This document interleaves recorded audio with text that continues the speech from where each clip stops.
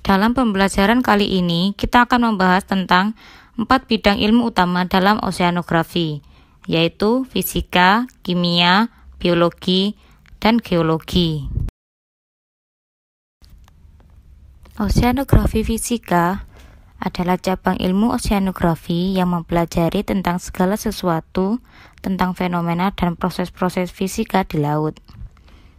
Hal-hal yang menjadi objek studinya antara lain arus laut, gelombang dan pasang, penyebaran dan perambatan cahaya, bunyi di dalam laut, serta sifat-sifat fisika air laut seperti suhu, kejernihan, titik beku, daya hantar listrik, dan sifat-sifat fisika lainnya.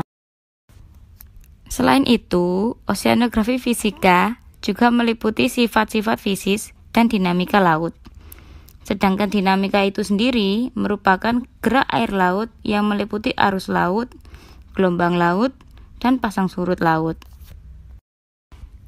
Manfaat mempelajari ilmu oseanografi fisika yaitu kita dapat mengetahui serta memahami keadaan perairan seperti suhu, salinitas, dan pH, yang kemudian dapat digunakan untuk penelitian maupun kegiatan lainnya di dalam perairan. Oseanografi biologi sebagian besar berfokus pada mikroorganisme di dalam laut, melihat bagaimana mereka dipengaruhi oleh lingkungannya dan bagaimana hal itu mempengaruhi makhluk laut yang lebih besar dan ekosistemnya. Yang artinya, oseanografi biologi berfokus utama pada ekosistem laut dengan penekanan. Yang pertama, keanekaragamannya, yaitu morfologi, sumber nutrisi, motilitas, dan metabolisme. Yang kedua adalah produktivitas. Bagaimana makhluk laut itu berperan dalam siklus global. Dan yang ketiga adalah distribusi, yaitu bagaimana siklus hidup dalam jaring makanan dan bagaimana manusia mempengaruhi ekosistem di lautan. Oseanografi biologi mirip dengan biologi kelautan, tetapi berbeda karena perspektif yang digunakan untuk mempelajari laut.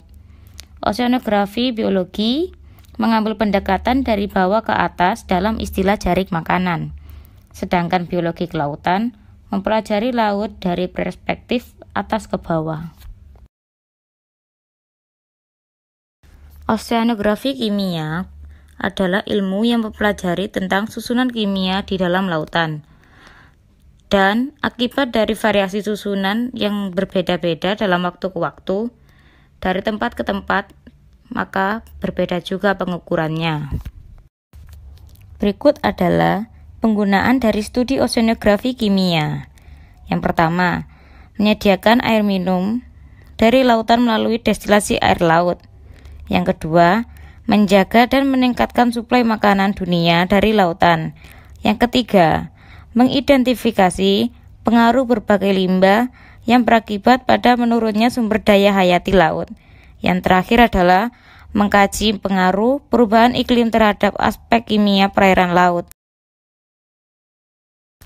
Oseanografi geologi adalah ilmu yang mempelajari tentang konfigurasi dasar laut, mineral, dan kandungan sedimen air laut, serta proses pembentukan dasar lautan.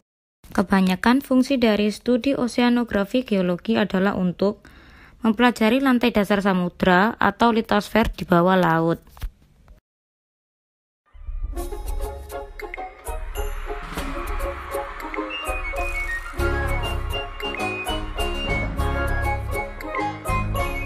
저 건너편 바다 미어 더 싱싱해 보이지만 내가 거기 가본데도 실망만 더 커질걸 네 주위를 보려무나 바로 아래 바다를 아름다운 내 주위를 한 번 더 보려무나 Under the sea Under the sea 촉촉한 바람